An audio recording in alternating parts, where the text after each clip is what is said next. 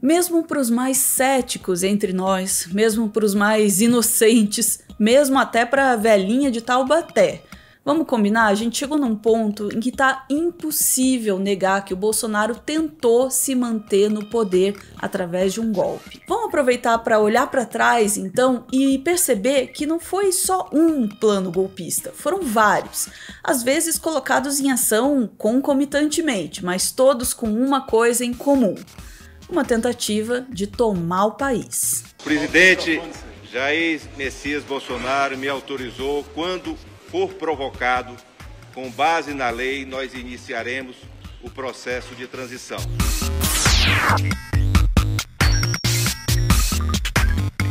As tentativas de golpe começaram mesmo antes das eleições de 2022, é claro.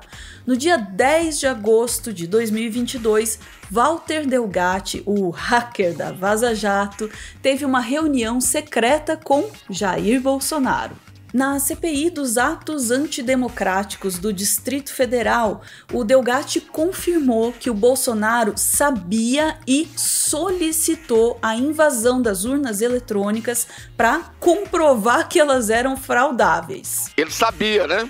Tanto sabia quanto solicitou. O Delgatti também disse ter se encontrado 5 vezes com membros do Ministério da Defesa para falar sobre isso e entrou no ministério disfarçado com uma máscara de Covid. O senhor entrava pelos fundos, tinha que ir de boné, óculos escuro, como é que era? Era com a máscara. Com a máscara? Covid. Bolsonaro!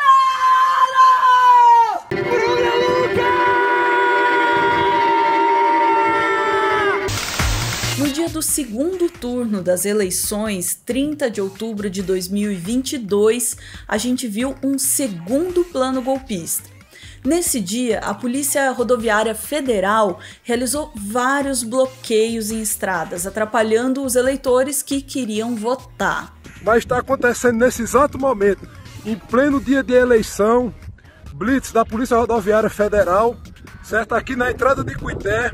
Os bloqueios se concentraram principalmente no Nordeste, região com mais eleitores do Lula. Hoje, a gente sabe que o então diretor da Polícia Rodoviária Federal, o Silvinei Vasquez, e o ex-ministro da Justiça, Anderson Torres, se reuniram para planejar a ação e que existiam até mapas indicando as cidades com maior votação para Lula para ajudar no planejamento. O ministro da Justiça, Anderson Torres, teria participado de uma reunião no dia 17 de outubro de 2022, ou seja, 13 dias antes do segundo turno, para ser apresentado, e aí a pergunta óbvia é por que o ministro da Justiça seria apresentado a esse dado? Para ser apresentado ao tal do mapa que o Departamento de Inteligência fez, indicando as cidades onde o Lula tinha tido 75% ou mais de 75% dos votos. Por que é que o ministro da Justiça tem de ser apresentado a esse mapa eleitoral tão Por que será? específico?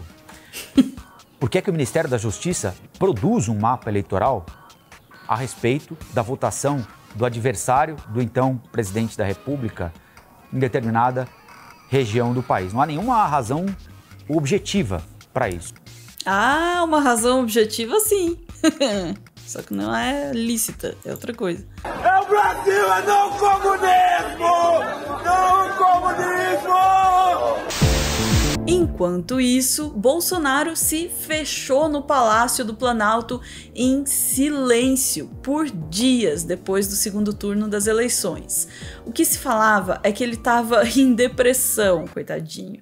Tinha até relatos de que ele era visto chorando em reuniões. Na primeira fala pública do Bolsonaro depois do segundo turno das eleições, ele deixou todo mundo esperando por quase 1 hora, para daí então fazer um discurso rápido de 2 minutos em que não admitiu a derrota.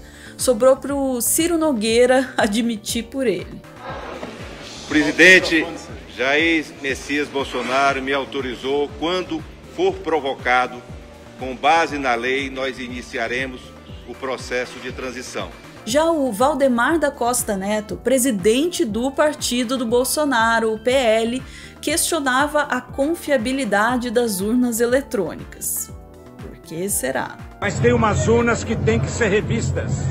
E nós vamos aí propor para o Tribunal Superior Eleitoral, já na terça-feira, até terça-feira, essa nossa nova proposta. Como parte aí desses esforços golpistas, o Valdemar chegou a entrar com uma ação no TSE para questionar a validade do resultado das eleições, mas ele não apenas perdeu, como tomou um contra-ataque. Ao recusar a ação, Moraes determinou que o PL, o Progressistas e o Republicanos paguem quase 23 milhões de reais por identificar litigância de má-fé, quando a justiça é acionada com má intenção para causar tumulto. Sem apresentar qualquer prova de fraude, o Partido Liberal pedia a invalidação dos votos registrados em urnas fabricadas antes de 2020 apenas no segundo turno, com base no relatório de uma consultoria privada. Só faltou dizer assim, não, eu quero anular só estes votos aqui no Lula. Além disso, sobre o resultado das eleições, a gente também teve um relatório do Exército que dizia que não confirmou fraude, mas que também não confirmou que não teve fraude. No documento entregue ao TSE, o ministro Paulo Sérgio Nogueira afirmou que a fiscalização não identificou nenhuma irregularidade com as urnas. Diz um trecho do relatório. Conclui-se que a verificação da correção da contabilização dos votos por meio da comparação dos boletins de urnas impressos com dados disponibilizados pelo TSE ocorreu sem apresentar inconformidade. O Ministério da Defesa, no entanto, disse que não dá para afirmar que o sistema está isento da influência de um eventual código malicioso que possa alterar seu funcionamento e fez sugestões de melhoria. Gente, alguém explica para eles o conceito de ônus da prova, por favor? Mais tarde a gente ficaria sabendo que para escrever esse relatório aí, que não pode afirmar aqui em cima, também não pode afirmar que não, o Exército usou informações cedidas por quem? Walter Delgatti.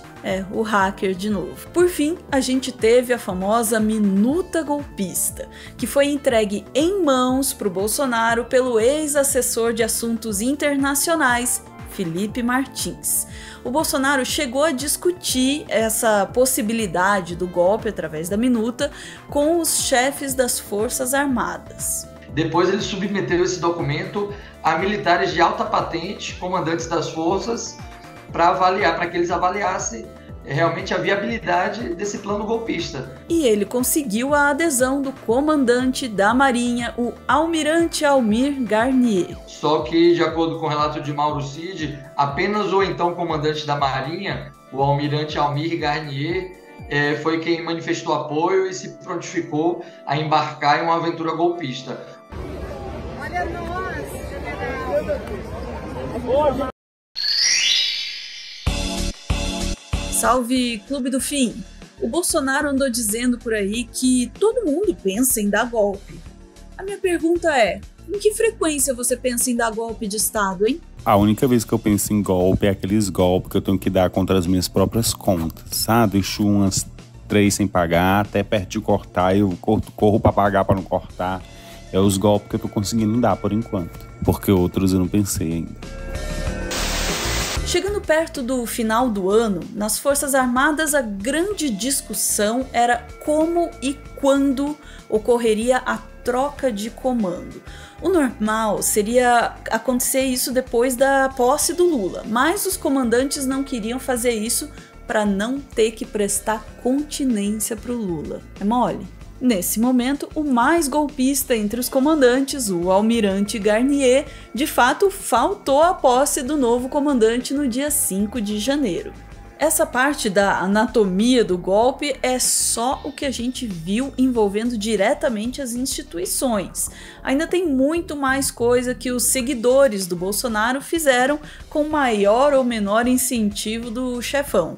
Mas vamos e venhamos, né? Só isso aqui já é o suficiente pra gente chamar o Bolsonaro de golpista, né? Essa conta irá para as Forças Armadas.